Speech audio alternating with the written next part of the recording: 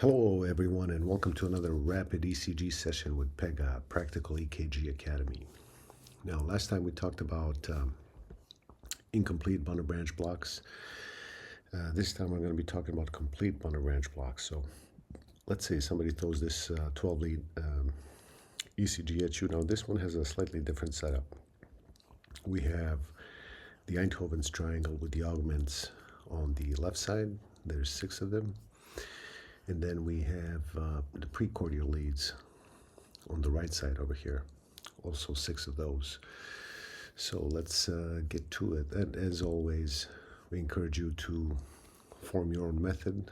The one that we are used to using is this one, 3 steps, overview, analysis, and then take into consideration what was going on with the patient. So,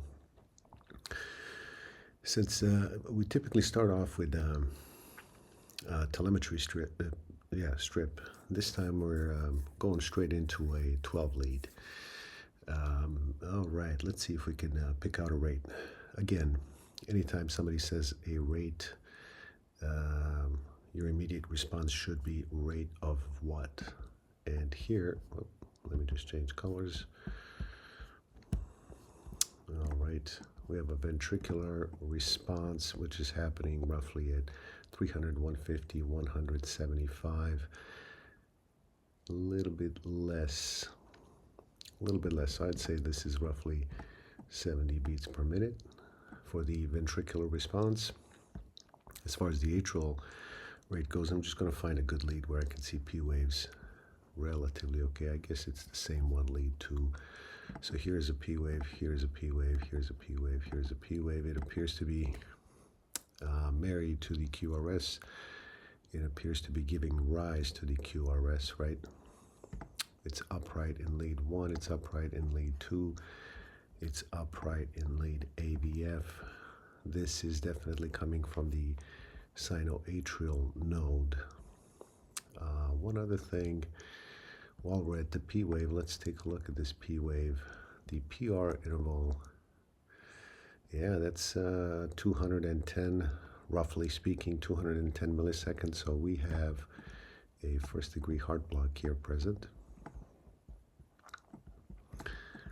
So we have a first-degree heart block,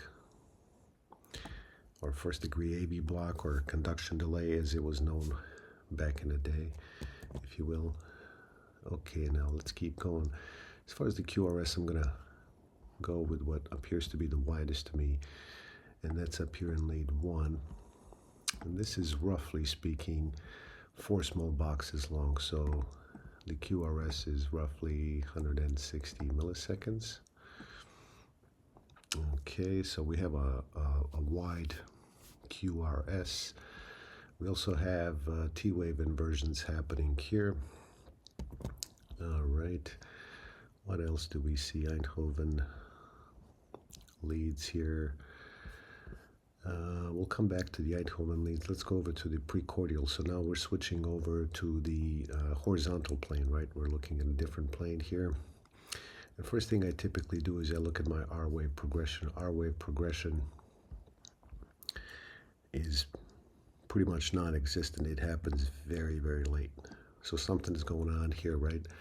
R-wave progression, again, not an indicator of something specific, but an excellent indicator of something non-specific. So something is going on that's offsetting this transition of the QRS from mainly negative to a positive QRS.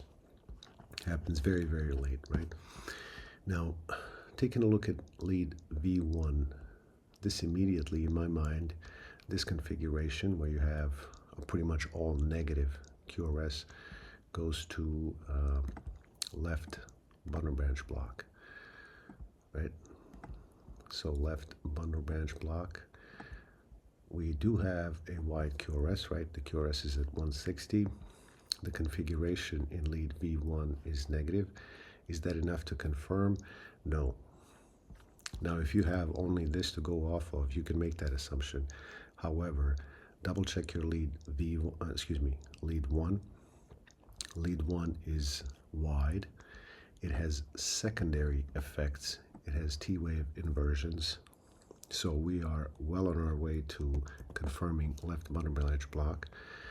And then also you want to take a look at your V6. If your V6 is wide, and it appears to be, it's kind of hard to see down here, but I'd say this is over 120 milliseconds. So yes, indeed, we do have left bundle branch block. Okay, we do have left bundle branch block. We do have first degree heart block.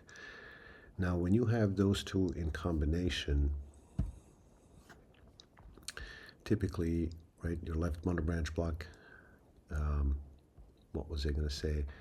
It'll happen somewhere and cut off your left bundle, so the signal has to go through the right bundle first, and then it'll go cell to cell to the other side of the heart.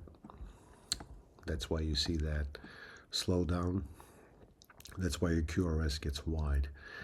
Now, we also have first degree heart block. First degree heart block is typically associated with the AV node.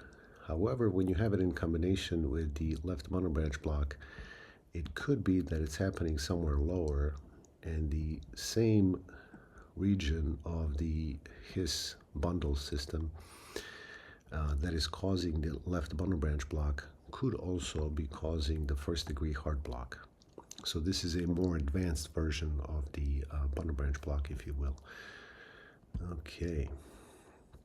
What else do we see here? One other thing that really screams at me is anytime you have a deep S in V1, you want to double check your LVH. So I'm just going to be using Sokolov criteria again and measuring this out. So this is 5, 10, 15, 20, a little bit less, maybe 18, 19. I'm going to say 19 to be on the safe side. And then looking for my R wave in V5 or V6. V6 is the greatest one, and here this is what, roughly 4. So 19 plus 4 will give us 23. That is well below the threshold of 35. So right, we need 35. We do not have, according to Sokolov criteria, we don't have LVH. However, V2, you can use this criteria as well. V2 standalone, if it's greater than 30 on its own, you do have LVH. And here we have 5, 10, 15, 24. We have 24. So again, we don't have left ventricular hypertrophy. Okay, what else can we pull off of this? ECG, we talked about secondary changes here. Secondary changes, these ischemic or inverted T waves, they're secondary changes associated with bundle branch block, left bundle branch block in particular, in this case. So we covered that. Left ventricular hypertrophy, we ruled out. Oh yeah, one other thing I want to talk about when it comes to secondary effects. So with left bundle branch blocks, a lot of times you will see ST elevation.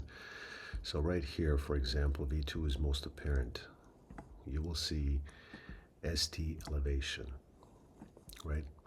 Now, ST elevation, excuse me, typically anything over, now this depends whether you're talking about a male patient or a female patient, but if you have ST elevation greater than one of these small boxes, right, you immediately have to, double check your criteria, see how old your patient is, see whether your patient is male, female, and then make a decision whether you have ST elevation or not. Your ST elevation needs to be contiguous as well, so it needs to be in 2 leads, one after another, like here.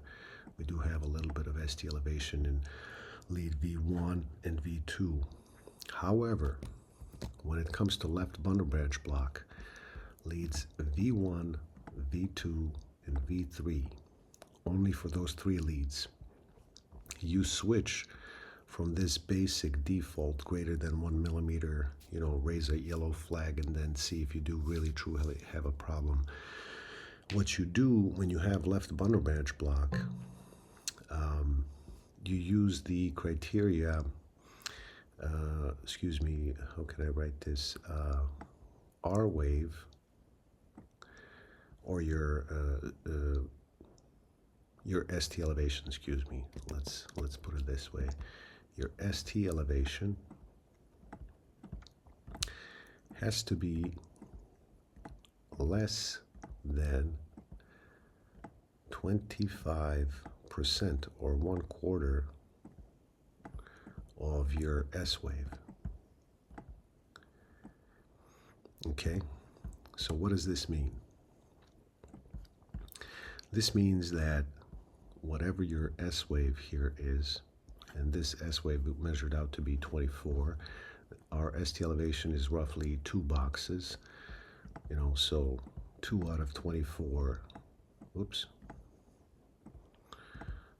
that's way less than 6, right? 6 would be 1/4 of 24, so we don't have anything aggravated going on here, but this is what you would do when it comes to left bundle branch blocks. You take a look at your ST elevation, make sure that it's less than 25% of your S wave. All right, I am going to post a link down in the description below where we're going to be talking about the same ECG, but it is going to be a deep dive. This was an interesting case with this patient. One of our former students sent us this particular ECG in, and there's a lot more to this story. So if you want to check that out while you're eating your Thanksgiving leftovers, by all means.